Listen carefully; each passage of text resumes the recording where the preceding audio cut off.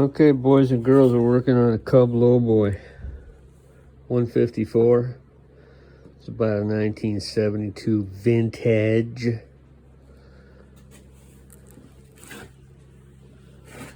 Low Boy Cub. 4-cylinder. Great engine. C60. Love it. Has never left me stranded.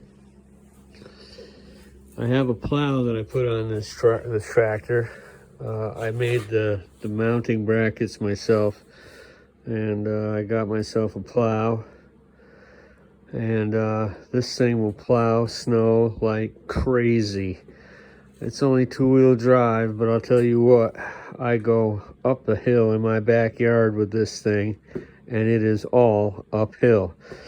I drag logs out with this tractor. I do everything with this tractor. I don't overdo it. If the wheels are coming off the ground in the front, I drop a log. I don't do any crazy, stupid stuff. This tractor will work, and it will work like crazy. This tractor is really a inexpensive tractor and a very unknown tractor for the amount of work this will do. I've moved mountains of dirt that I piled with a backhoe, and I've done a lot of finish plowing with just this plow, not even a down pressure plow. This is a plow with a winch on it. I do have a plow over there that I am going to make with down pressure for this tractor. One thing I wanted to talk about today is if you have creeper gear, you need to check the fluid in it. Now, this tractor doesn't have any leaks. I've never had to top anything off. I change it. But today I'm in here and I'm going to change it and top it off. And right now I'm in the midst of topping it off. That's where your plug is for the creeper gear. See if I can do this without making a mess. That's your creeper gear down in there. And you want to make sure that that is full of fluid. Every year before winter, and of course it's winter time now, I dump the fluids in it, and I replace all my hydraulic fluids and my gear oils. This has a diverter valve. If you don't know what that is, that's if you have a belly mower on here, or this tractor did come with a plow blade that either went on the front or you could use it as a road grader. If you have all the brackets to it, you can use it, you can flip it around and it comes out here, and you can use it as a grader. And it literally grades, it does a pretty good job. But I don't need that. I use the plow.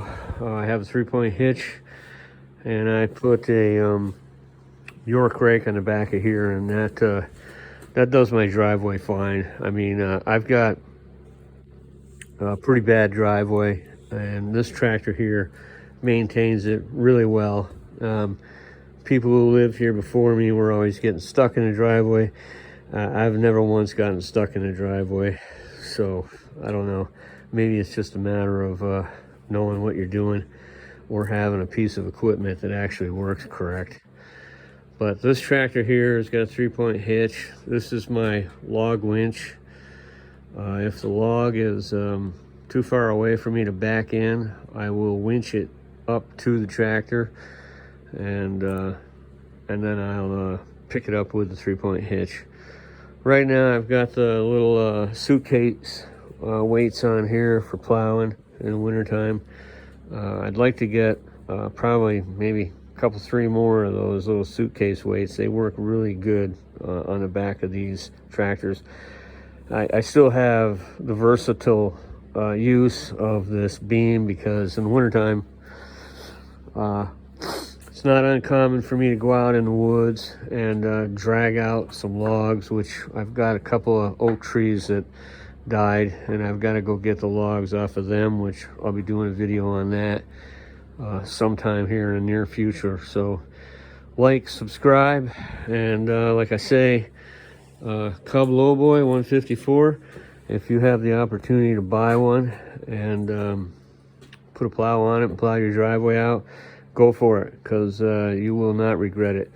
This tractor doesn't take up a lot of room. I can put it on a I have a trailer that I built. It's a boat trailer. It was rated for 2,800 pounds, and I don't think this tractor weighs much more than 15, but you can get this on a much smaller tractor than you can than what I've got. My trailer is not a big trailer either. It's just a 12-foot long trailer, and I've still got room on it to, I can put the belly motor on the back of it and this tractor on there all in one.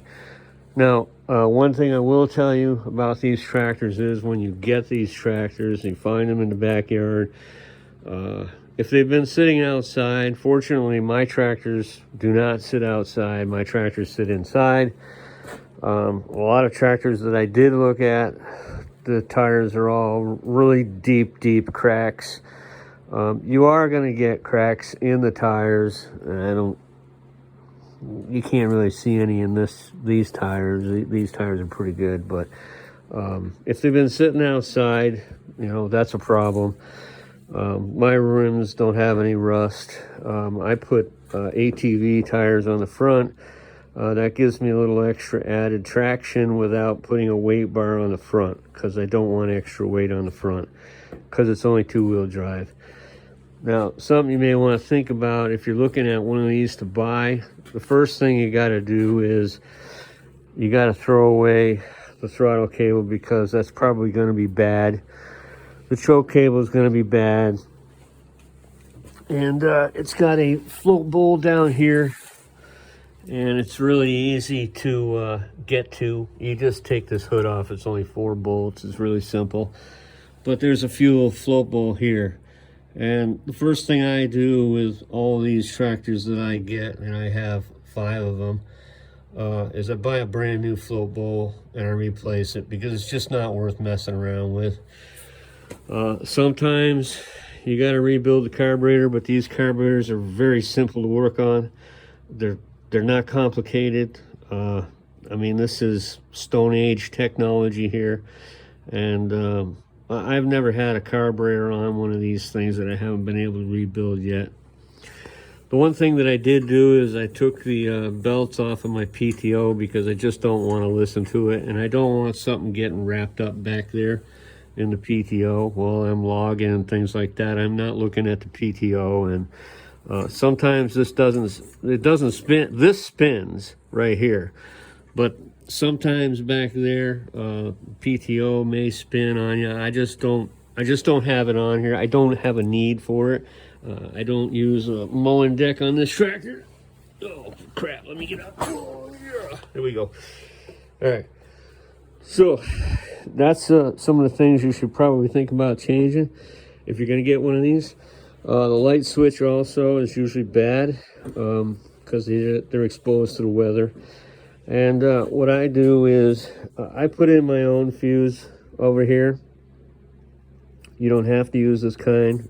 I have used different kinds of fuses on these where they just hang underneath here and you can just pull it down and reach it. I put a USB on my tractor because I am old, and I keep my cell phone with me in case I get in trouble. I can call for help. But the other thing with these tractors too is it's a very simple wiring harness in here. You can either rewire it or leave it alone. Lots of times the wiring harness is just fine. You won't get in any trouble with it. But those are just some of the things that you need to fix on these. My oil light works and everything. My amps gauge, that works. Everything works. I rewired this whole tractor, and I'm not a genius. So they're great tractors. Cub Low Boy 154s. If you have the opportunity to buy one, buy one. You won't regret it. I haven't. I made these chains myself.